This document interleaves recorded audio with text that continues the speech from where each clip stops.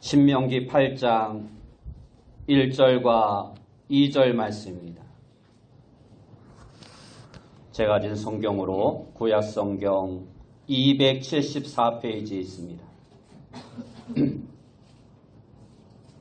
구약성경 274페이지 신명기 8장 1절과 2절 말씀 제가 봉독해 드리겠습니다. 내가 오늘 명하는 모든 명령을 너희는 지켜 행하라. 그리하면 너희가 살고 번성하고 여호와께서 너희의 조상들에게 맹세하신 땅에 들어가서 그것을 차지하리라. 내 하나님 여호와께서 이 40년 동안에 내게 광야길을 걷게 하신 것을 기억하라.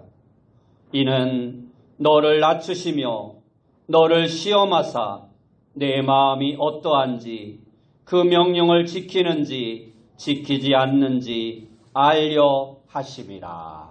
아멘. 우리 옆에 분들과 인사합시다. 만나서 반갑습니다.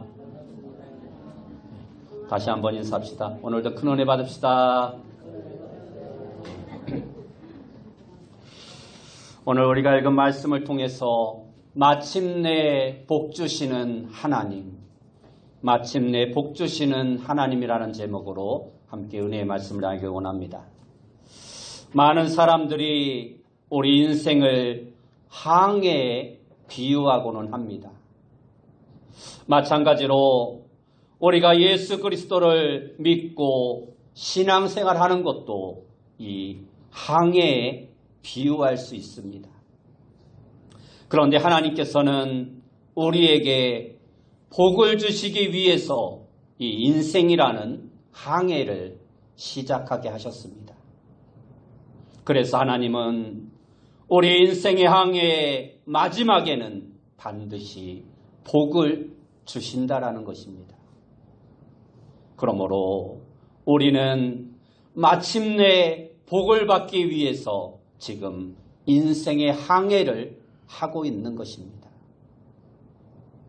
인생의 항해 중에 때로는 모진 풍풍우도 만나고 수많은 어려움도 있을 수 있지만 결국 닻을 내리고 도착하는 종착점은 축복의 자리인 것입니다.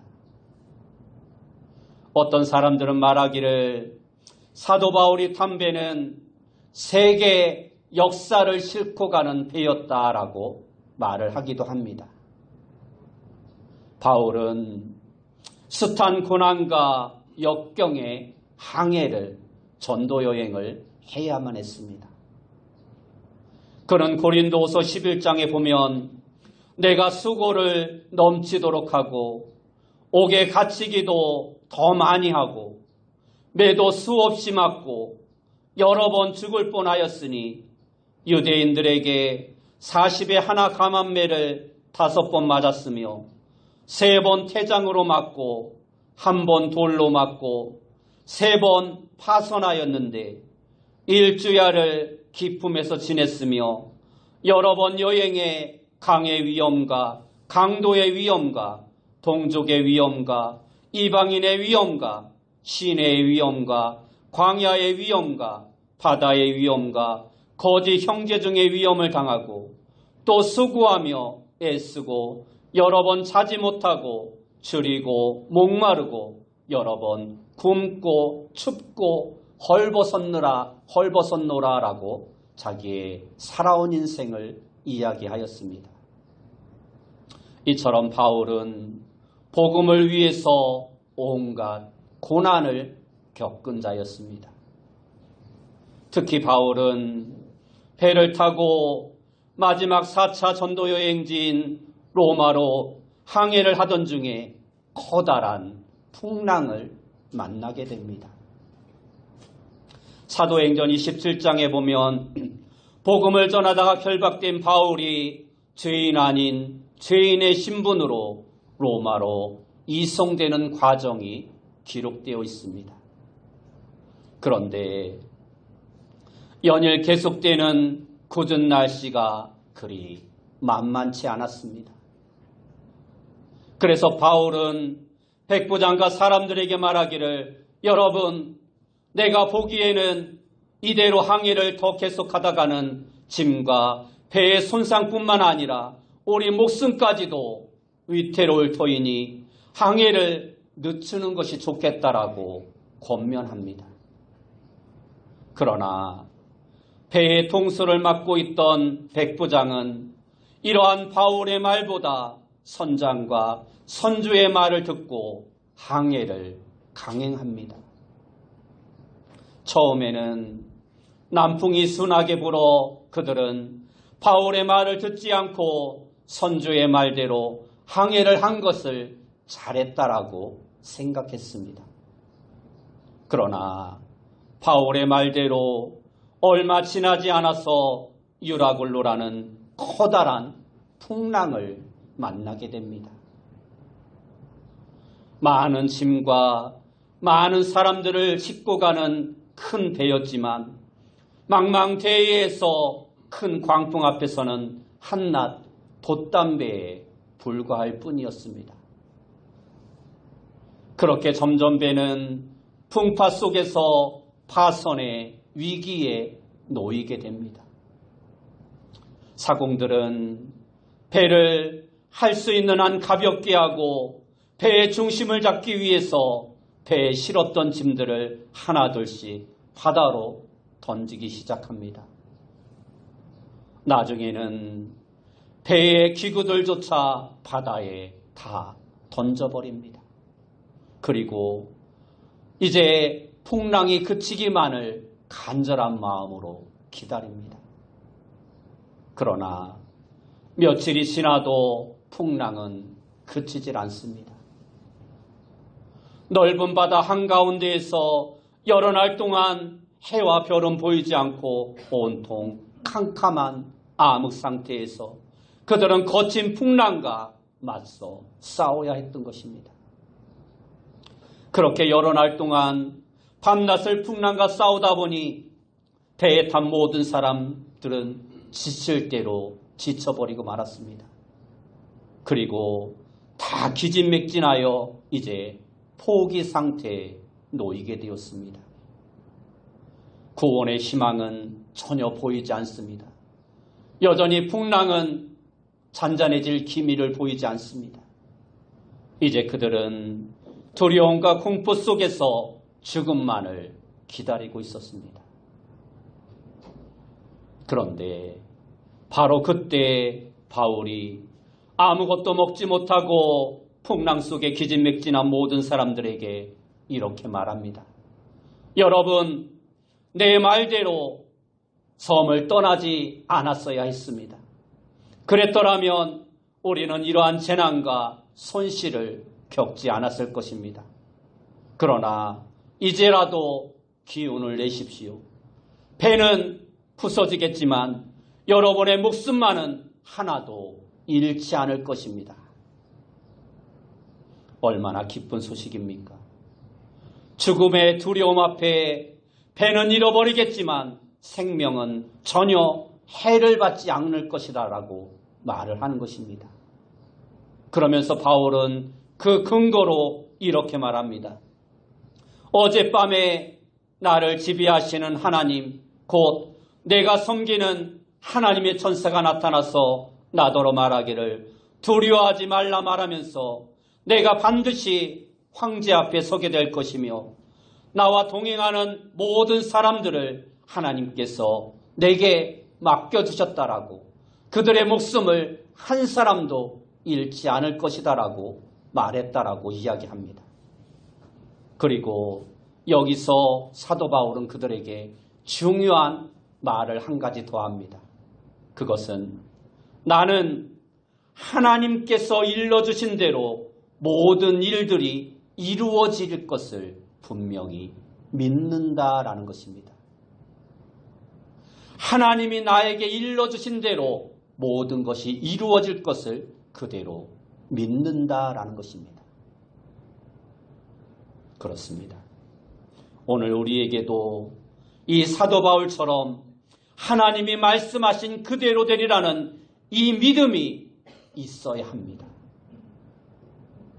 결국 바울의 말대로 바다에 표류한 지 14일이 지난 밤에 배는 점점 육지 쪽으로 밀려가기 시작합니다. 선원들은 끈으로 줄을 달아 물 깊이를 재어보니 점점 그 깊이가 줄어드는 것을 확인할 수 있었습니다. 그러나 암초에 걸려 혹시라도 배가 파손이라도 하면 순식간에 죽음을 보기 때문에 선원들은 자신들만 살기 위해서 몰래 닻을 내리면서 작은 배를 옆에 띄우려 합니다. 바로 그때 바울이 백부장과 군인들에게 말해서 저 사람들이 떠나가면 당신들은 다 죽고 말 것이라고 이야기합니다. 그 말에 군인들은 얼른 밧줄을 끊어버립니다. 다음 날 동이 뜰 무렵 바울은 여러분의 머리카락 하나도 잃지 않을 것이라고 말하면서 그들에게 음식을 먹을 것을 권합니다. 그렇게 그 사람들은 음식을 먹고 모두가 다 무사하게 멜리데 섬이라는 곳에 안전하게 도착합니다. 그 사람들의 숫자가 모두 276명이었습니다. 여기서 우리가 알 수 있는 것은 마침내 사람들이 다 육지에 상륙하여 구조되었다라는 것입니다. 구원받았다라는 것입니다. 그리고 사도 바울을 통해 예수 그리스도를 알게 되고 구원받게 되었다라는 것입니다. 이처럼 믿음의 사람은 마침내 구원을 얻게 되는 것입니다. 이처럼 바울은 복음을 전하면서 산전수전을 다 겪어야만 했습니다. 그가 지나갔던 길은 결코 평탄한 길이 아니었습니다.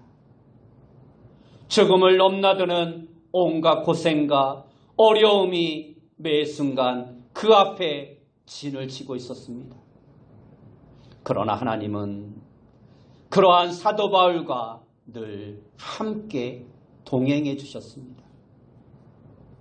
바로 이것이 중요한 것입니다.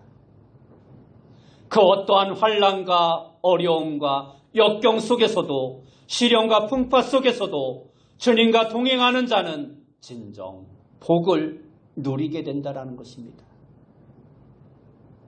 그렇게 사도 바울이 탄 배는 실제로 세계의 운명을 싣고 가는 배였습니다. 그의 앞길에는 환난과 풍파가 끊이지 않았지만 결국 그는 로마에 가서 복음을 전하게 되었고, 그가 그렇게 로마에 복음을 전한 지 불과 300년이 지나지 않아 313년 로마는 기독교를 국교로 인정하기에까지 이르게 된 것입니다. 마침내는 세계 역사를 바꾸어 놓는 믿음의 승리자로 우뚝 서게 된 것입니다. 이처럼 하나님은 믿음의 사람들에게 마침내 복을 주시는 분이십니다.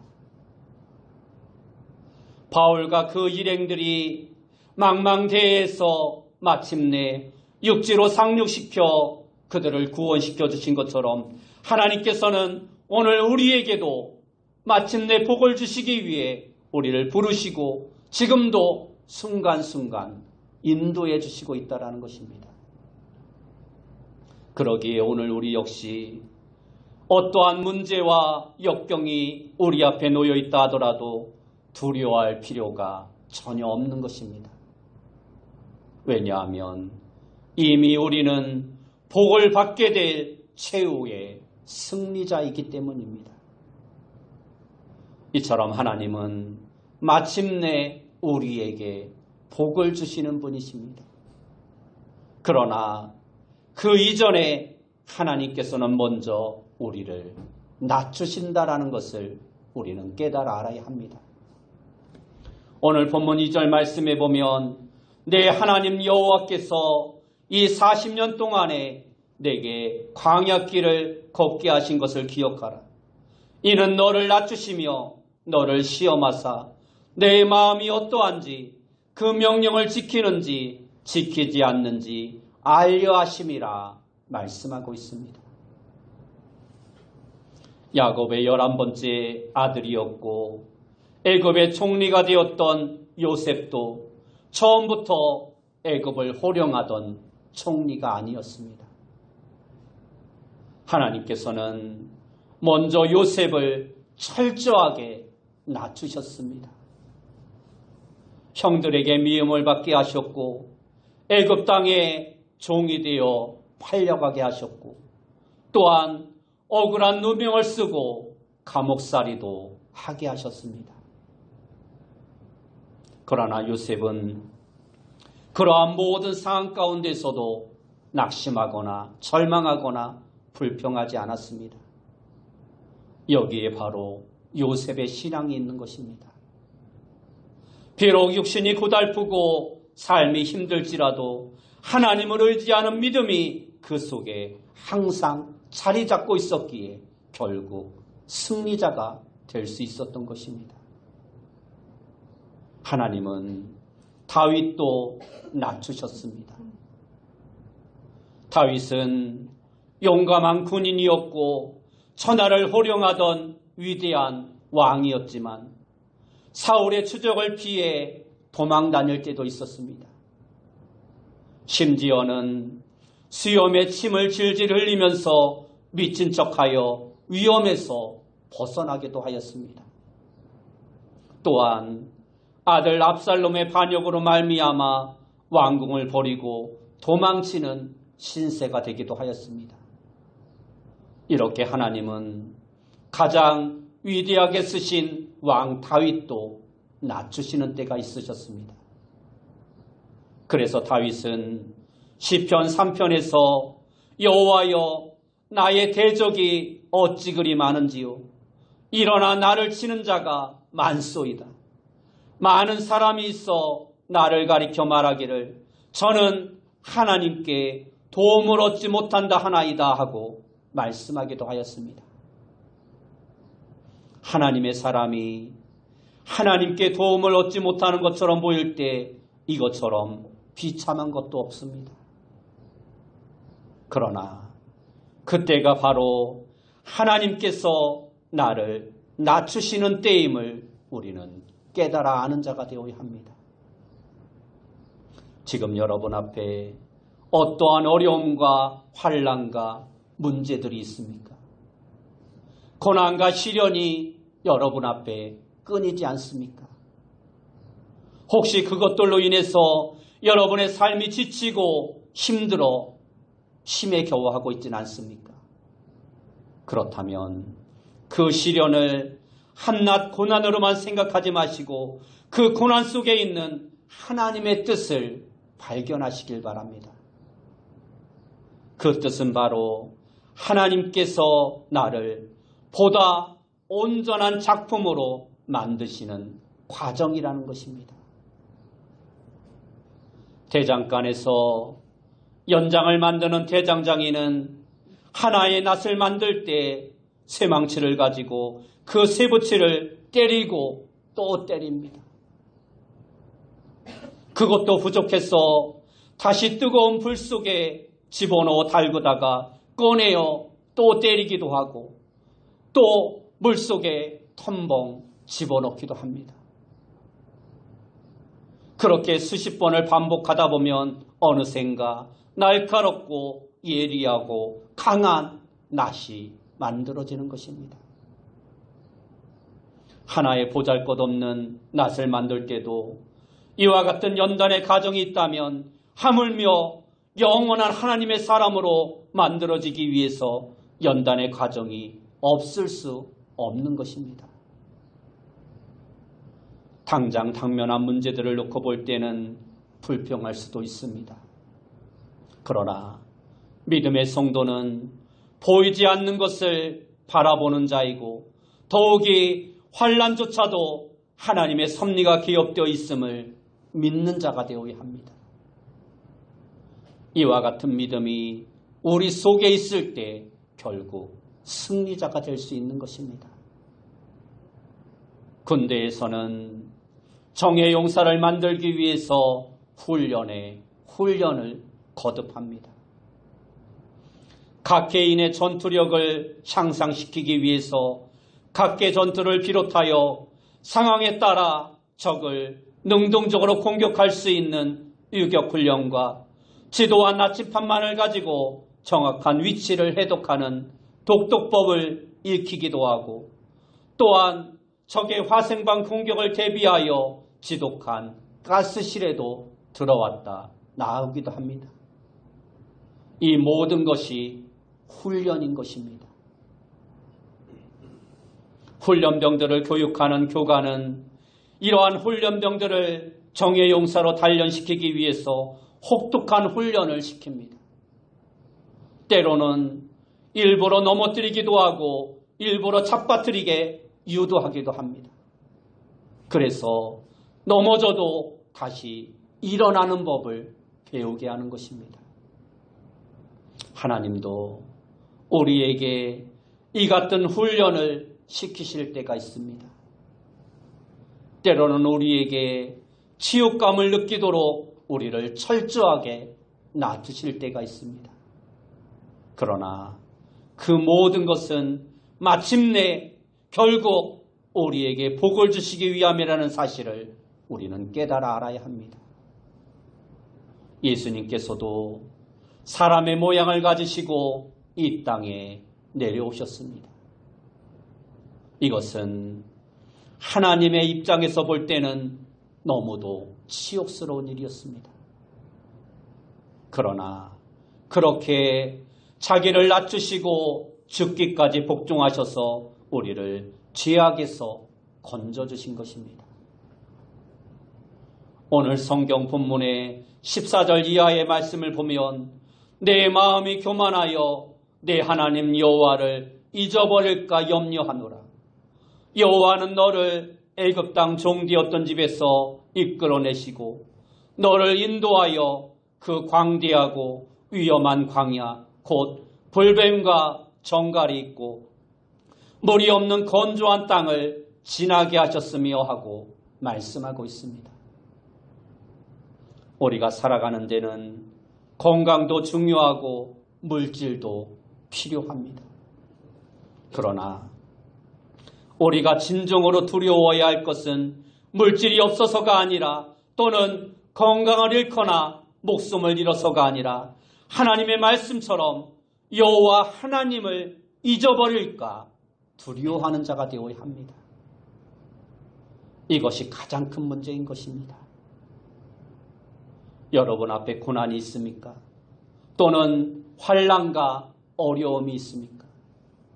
그렇다면 하나님께서 우리를 좀 더 낮추시고 더욱 겸손하게 살아가라고 공고하시는 하나님의 음성으로 들으시길 바랍니다.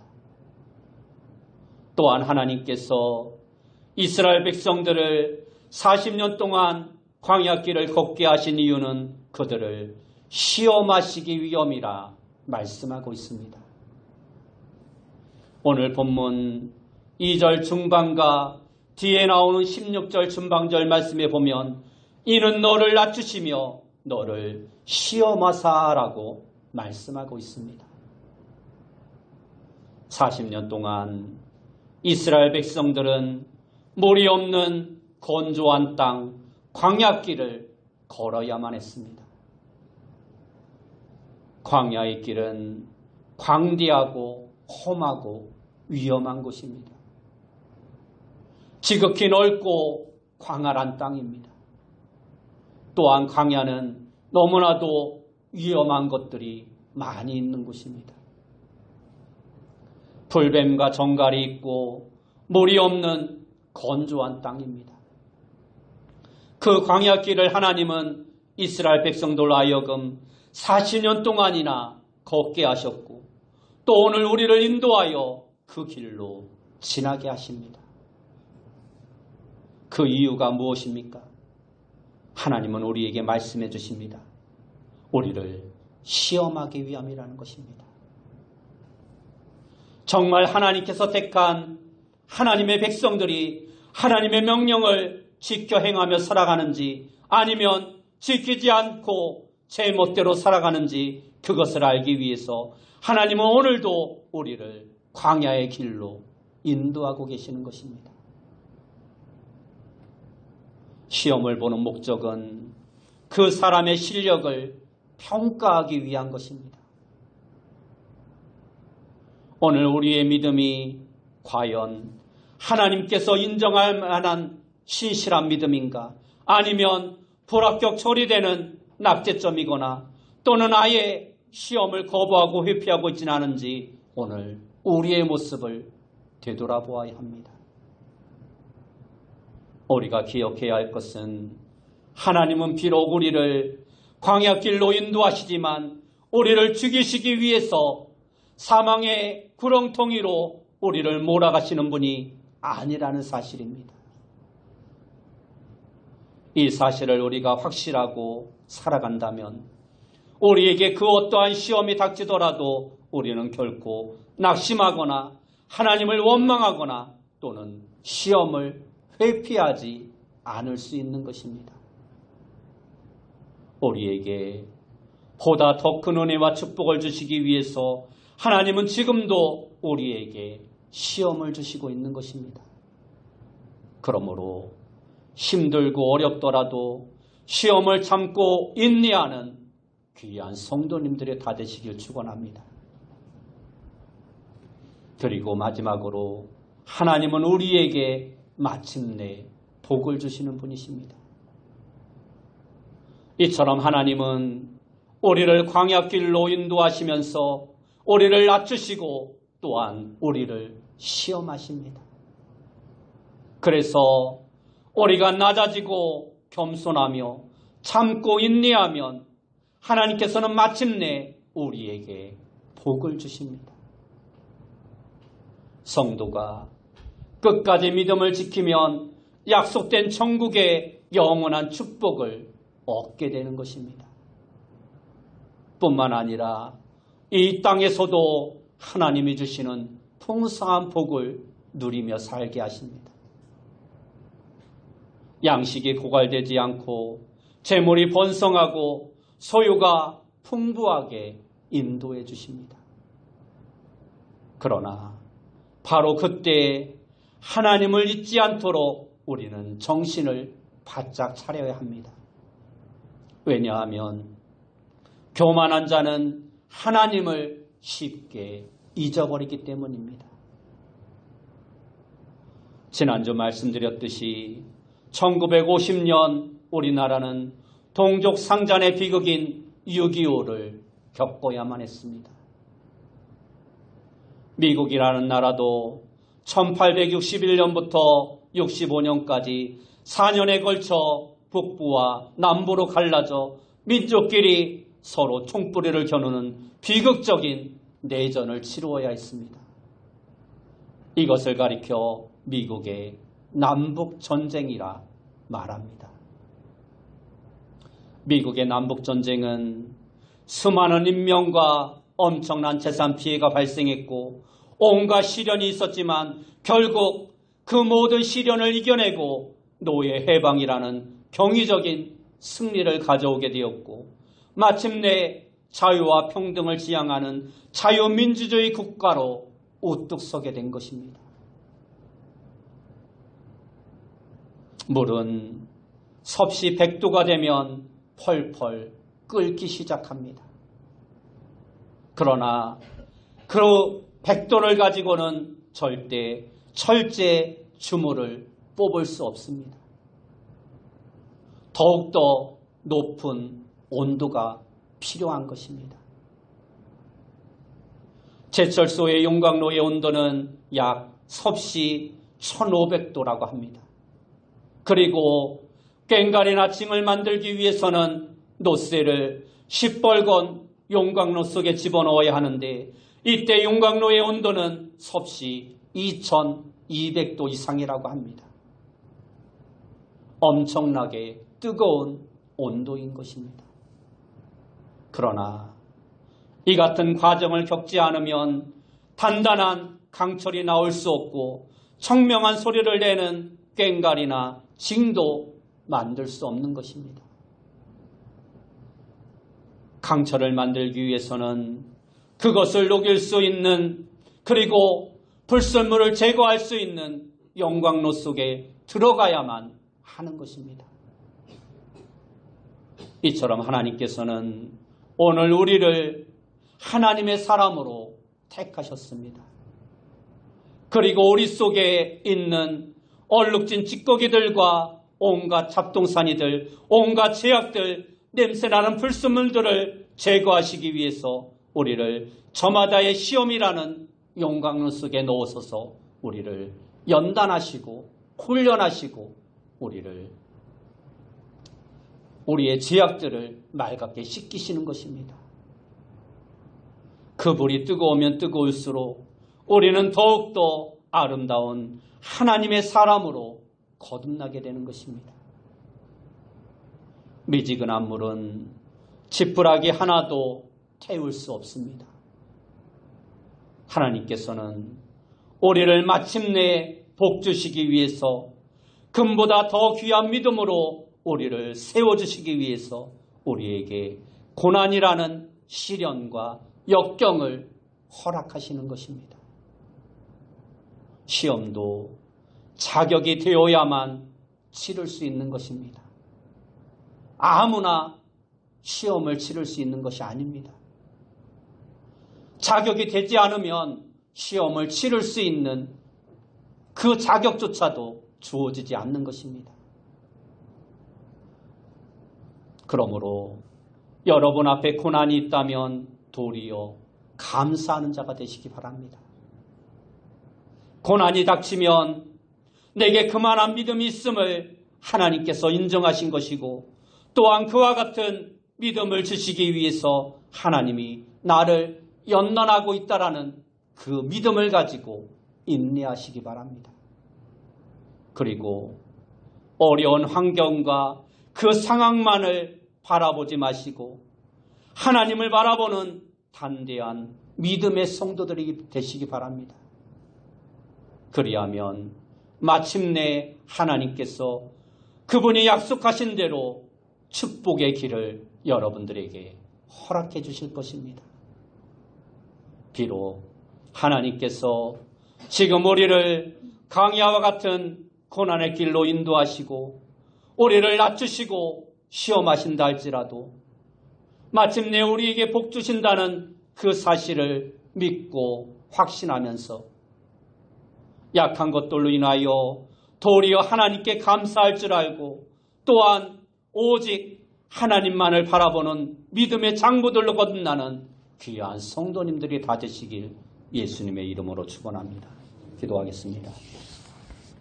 사랑하는 주님, 감사합니다.